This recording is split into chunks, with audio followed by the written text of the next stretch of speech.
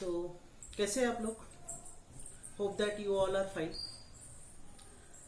जैसे कि आप सबको पता है कि कल सेंट्रल गवर्नमेंट ने 34 साल बाद यानी near about after 34 years new education policy has been framed. तो उस एजुकेशन पॉलिसी को लेकर बहुत सारे डाउट्स है स्टूडेंट्स के मन में, बहुत सारा कन्फ्यूजन है। बोर्ड्स एग्ज़ाम होंगे या नहीं होंगे, सिलेबस में क्या होगा। तो एट द लास्ट या शुरू करने से पहले मैं यही कहूँगा कि हमें उन बातों के ऊपर ना सोचते हुए, ऑलरेडी सीबीएसई ने आपको या स्टेट गवर्नमेंट की जो स्कूल्स है, एसएससी बोर्ड की जो स्कूल्स है, तो सबके लिए ऑलरेडी आपका सिलेबस आ चुका है। उस सिलेबस में कोई चेंज नहीं होगा। रही दूसरी बात, बोर्ड एग्जाम्स होंगे या नहीं होंगे, सो उसके लिए आप आज का न्यूज़पेपर पढ़ सकते हो। ओके, तो उसमें उन्होंने डिटेल इन्फॉर्मेशन दी है।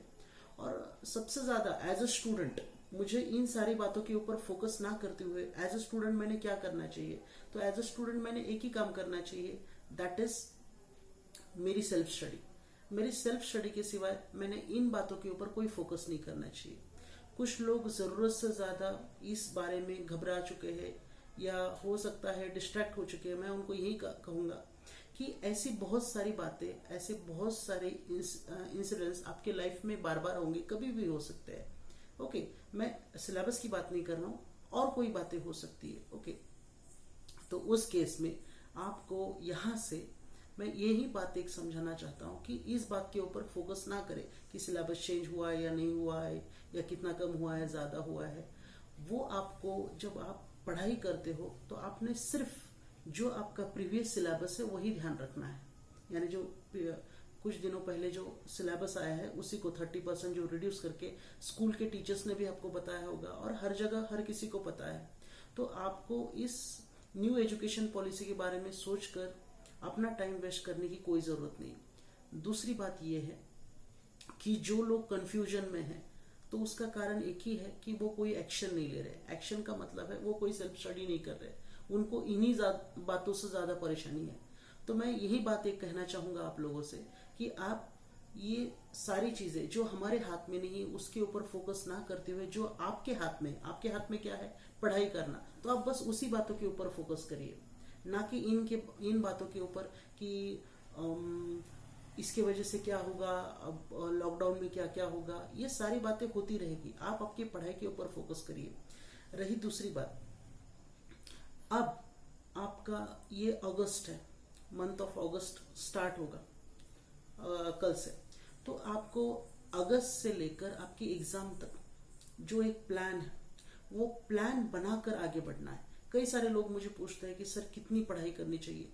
मैं उन लोगों के लिए एक ही बात कहूँगा, आपने रात को सोने से पहले सिर्फ खुद से एक सवाल पूछना है कि आज मैंने कितना टाइम वेस्ट किया। आपका दिल आपको जवाब दे देगा कि आपने पढ़ाई कितनी की है। फिर उसके बाद आती है कि कितने घंटे की पढ़ाई। तो क्वांटिटी ज़्यादा इंपॉर्टेंट नहीं होती, क्वालिटी इज़ मोर इम्पोर्टेंट। तो आप कितने घंटे पढ़ते हो उससे बेटर वे कि आपने जो पढ़ा है वो आपको कितना याद है। रही दूसरी बात, अब मैथ्स के बारे में मैं बोलूँगा। मैथ्स के लिए आप ज़्यादा कुछ ना करते हुए, जैसे मैंने लास्ट वीडियो में भी बोला था, आपका जो 10 क्वेश्चंस का कंसेप्ट है उसी को आगे बढ़ाइए। 10 questions of algebra, 10 questions of geometry अगर आप करते हो तो मैथ्स इससे ज़्यादा आपसे कुछ डिमांड नहीं करता है। Okay, and that is more than enough. लेकिन ये वो कंसिस्टेंटली होना चाहिए, जैसे कि आज किया कल नहीं किया, ऐसी बात नहीं होनी चाहिए। रही दूसरी बात कि आपने जो पढ़ाई की है तो उसको आप, ये ज़रूरी नहीं है कि आपने कितने बुक रेफ़र किए हैं। आप एक बुक को अगर 10 बार रेफ़र करते हो तो वो आपके लिए बेस्ट होगा। अगर आपका फ्रेंड आर.डी. शर्मा यूज़ कर रहा है, या कोई ऑल इन वन कर रहा है, या कोई मोनिका कपूर यूज़ कर रहा है, या कोई आर.एस. अग्रवाल यूज़ कर रहा है, तो आप भी उसको देखकर चेंज हो जाते हो। कोई ज़रूरत नहीं। आप आपकी स्ट्रैटेजी के ऊपर भरोसा रखिए। जो आपने एक बुक चूज़ किया है उसी को बार बार सॉल्व करिए, बार बार उसी की रिविजन की करिए, क्योंकि revision is more important then taking any new concept. Maths में भी रिवीजन का बहुत बड़ा रोल है, और किसी भी सब्जेक्ट में, आप साइंस ले लीजिए, सोशल ले लीजिए, कोई भी सब्जेक्ट, इंग्लिश हो, हिंदी हो, कोई भी सब्जेक्ट हो, हर सब्जेक्ट में रिवीजन का एक प्रोमिनेंट रोल रहता है। आपने उस सब्जेक्ट को बार बार रिवाइज करना चाहिए। आप आपका संडे पूरा रिवीजन के लिए फ्रेम करके रख सकते हो। आपने एक दिन पहले से सोने से पहले आपका जो ये है कल का टाइम टेबल वो फ्रेम करके रखना चाहिए। अब हमें ज्यादा वरी होती है, we are more worried about our result, लेकिन मैं बोलता हूं कि हमें रिजल्ट के बारे में सोचने की जरूरत ही नहीं है। सबसे पहले हमने प्रोसेस के ऊपर काम करना चाहिए। कुछ लोगों को प्रोसेस ही नहीं समझ में आता। प्रोसेस क्या है? प्रोसेस यानी आपकी डेली की सेल्फ स्टडी। अगर आपने हर दिन अपना अच्छी तरह से यूज किया है तो आपका एक वीक अच्छा जाएगा। अगर वीक अच्छा गया है तो आपका मंथ अच्छा जाएगा, मंथ अच्छा गया है तो आपका साल अच्छा जाएगा। तो हर दिन की प्रोसीजर बहुत इंपॉर्टेंट होती है। दिनों को मिलाकर हफ्ते बनते हैं, हफ्तों को मिलाकर महीने बनते हैं और महीनों को बनाकर साल बनते हैं। तो मैं यही कहूंगा कि आपकी डेली की जो रूटीन है वो बहुत बहुत मायने रखती है। दूसरी बात यह है कि आप ऐसे लोगों से दूर रहिए जिनको जरूरत से ज्यादा इंफॉर्मेशन है, क्योंकि वो किसी काम की नहीं होती है। जिस इंसान को इंस्टाग्राम के बारे में सब कुछ पता है, जिसको यूट्यूब के बारे में सब कुछ पता है, जिसको फेसबुक के बारे में सब कुछ पता है, जिसको ट्विटर के बारे में सब कुछ पता है, जिसको क्रिकेट के बारे में सब कुछ पता है, तो ऐसे लोगों से थोड़ा सा दूर रहिए, क्योंकि इनके पास बाकी जानकारी ज्यादा है और वो जानकारी देखकर आप खुद कंफ्यूज हो जाओगे। ओके, तो बेटर वे आप सिर्फ आपकी पढ़ाई की जानकारी रखिए, लिमिटेड सोर्सेस यूज करिए, उन लिमिटेड सोर्सेस में से ऑप्टिमम जो है वो निकाल लीजिए। अब और एक बात बोलूंगा मैं, पढ़ाई की स्ट्रैटेजी हर किसी के लिए अलग हो सकती है। सपोज अगर आप किसी डॉक्टर के पास जाते हो और आप उस डॉक्टर को ये नहीं बोल सकते कि सर आपने जो पहले पेशेंट गए उनको जो दवाइयाँ दी है वही मुझे चाहिए।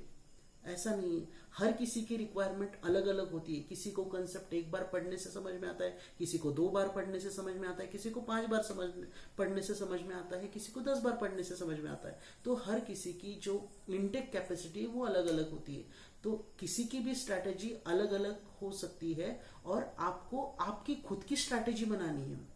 हम हर बार किसी के पास नहीं जा सकते कि तुम कौन सी बुक रेफर कर रही हो, तुम्हारी पढ़ाई की स्ट्रैटेजी क्या है। अगर कोई टॉपर है, सपोज इस साल अगर 100 टॉपर रहे हैं सीबीएसई के, तो 100 लोगों की 100 अलग अलग स्ट्रैटेजी होगी, है ना।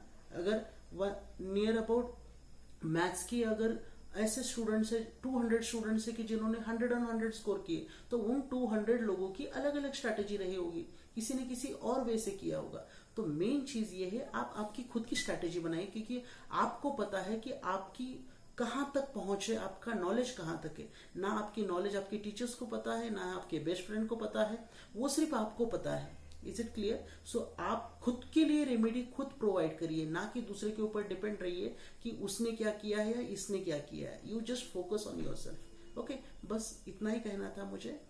और दूसरी बात यह है कि आप डिस्ट्रैक्ट ना होते हुए पढ़ाई करिए। अगर कुछ डाउट्स या क्वेरीज आपके रहते हैं तो उसके लिए आप मुझे कभी भी फोन या कॉल कर सकते हो। दूसरी बात, जाते जाते मैं सिर्फ एक कोट कहना चाहूंगा कि if you are not planning for your academics, then you are planning for your failure. Okay, so please plan the things and act accordingly. Okay, so thank you very much.